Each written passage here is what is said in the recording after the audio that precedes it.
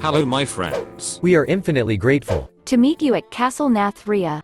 Today we want to analyze the most popular archetype of the current meta game, and try to answer the question, is Imp Warlock a completely broken deck in terms of mathematics? To do this, we have chosen a very unusual way.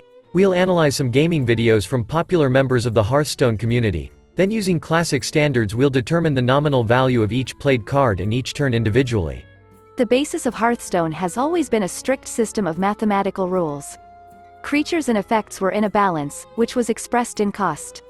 While power creep grows with each expansion, the structure of the game remains the same.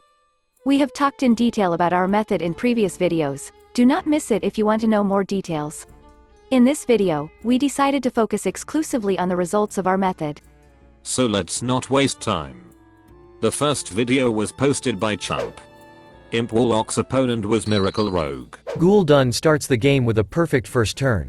The starting stats of Flustered Librarian are equivalent to 1.5 mana crystals by classic standards, but the card is able to increase attack during the game. The rogue ignores the threat.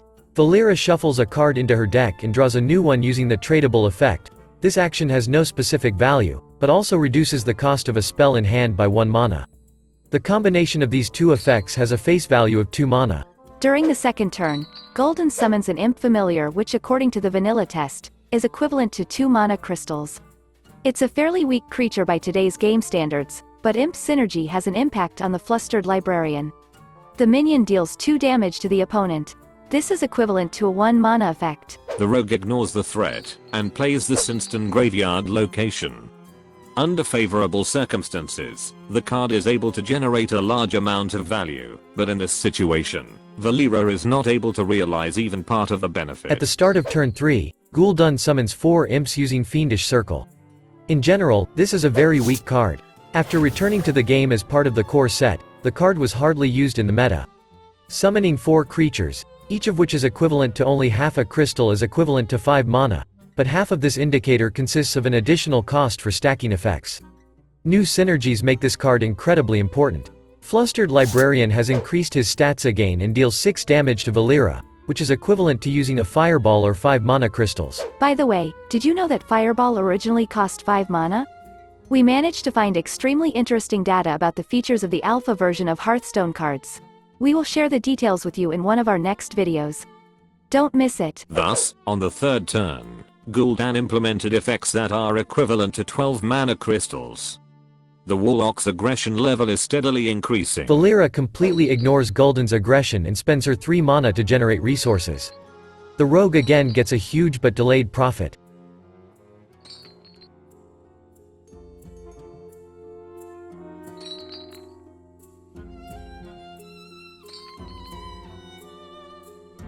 Gul'dan, in turn, continues to attack the opponent. Flustered Librarian's attack has been increased to 7. The fourth turn is decisive for the rogue, and here comes the unpredictable madness of the effects. Explosive sheep.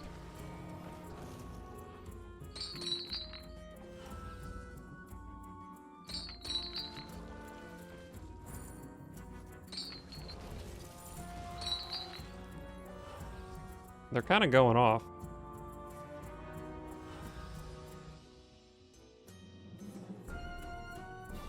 Maybe I can die to a Draka here.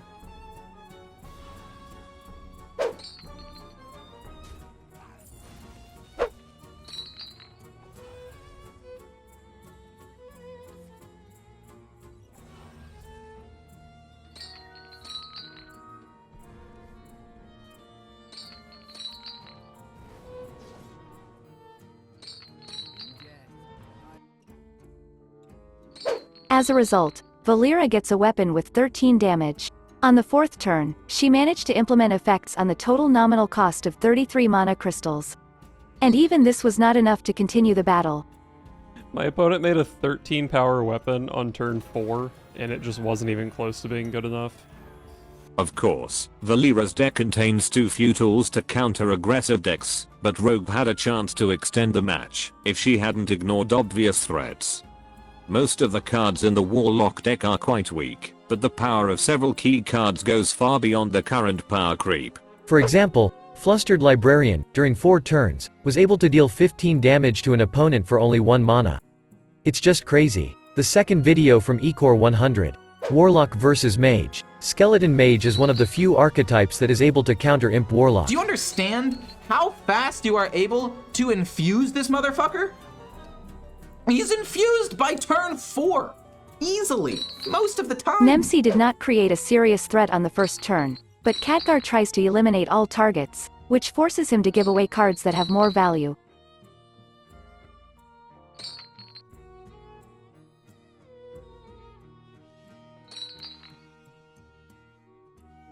The mage has a large number of control tools to suppress the opponent's tempo. The nominal value of Fire Blast with the additional freeze function is equivalent to 1.5 mana crystals. On the third turn, the Warlock is again forced to play a rather weak creature, and the Mage, once again, manages to realize much more effects for the same amount of mana. The Nightcloak Sanctum location is a great control tool and hides a ton of value.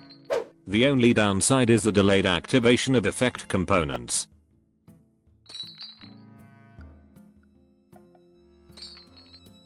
Impending Catastrophe allows the Warlock to draw 5 cards from the deck for only 2 mana. This is a completely broken mechanic, which is also relatively easy to activate. Do you remember the Sprint card? For 7 mana, you could draw 4 cards. Now, under certain conditions, you can draw 8 cards from the deck for only 2 mana. This is an incredibly powerful effect, especially useful for aggressive decks that always need additional resources.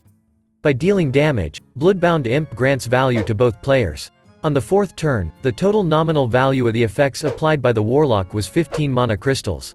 The mage does everything possible, but the total number of realized effects per turn is much less. Cold Case is a good card, but its value is within reasonable limits.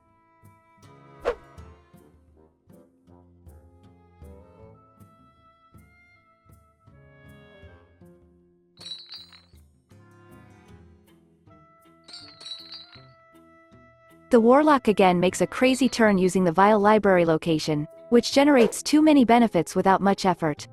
The mage again has to spend a lot of resources to slow down Nemsi, and also improves the hero power for future use.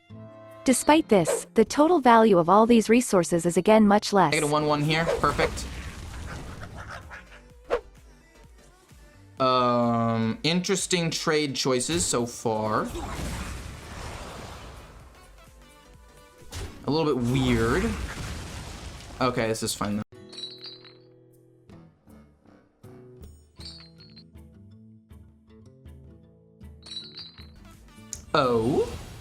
Oh.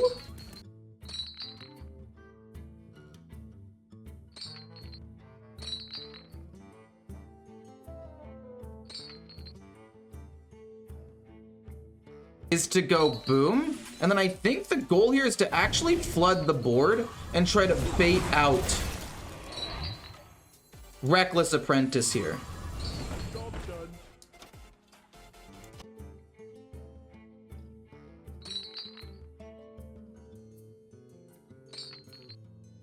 Well then we can still push damage and it's fine. No, stop. Wait, why are you doing that when you could have just pinged it for 3? What is happening? Hello? Khadgar feels helpless and makes bad trades. In turn, the benefits of the Warlock increase like a snowball.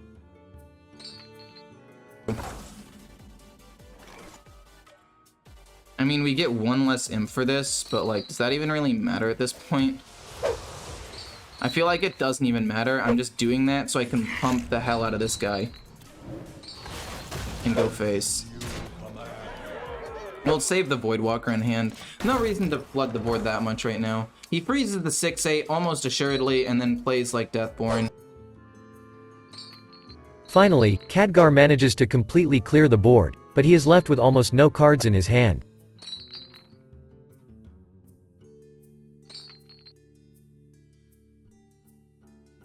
On the 8th turn, Imp King Rafam fully resurrects the Imp army and makes it even stronger than before.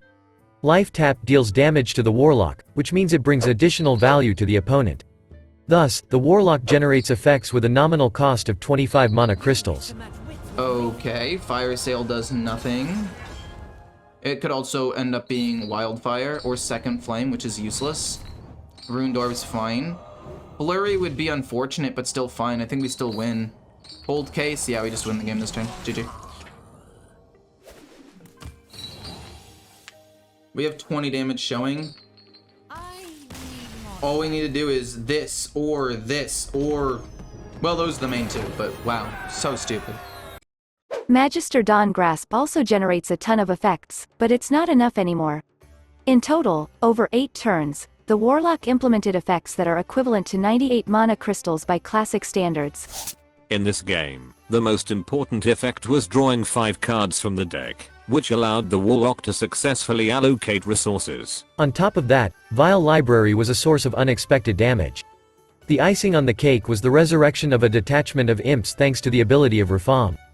The time has come for final conclusions. The main idea of Imp Warlock is to use cards that are quite weak and do not meet the modern standards of Hearthstone. All the power of the archetype lies in a few broken cards that make this deck insanely effective and very easy to use.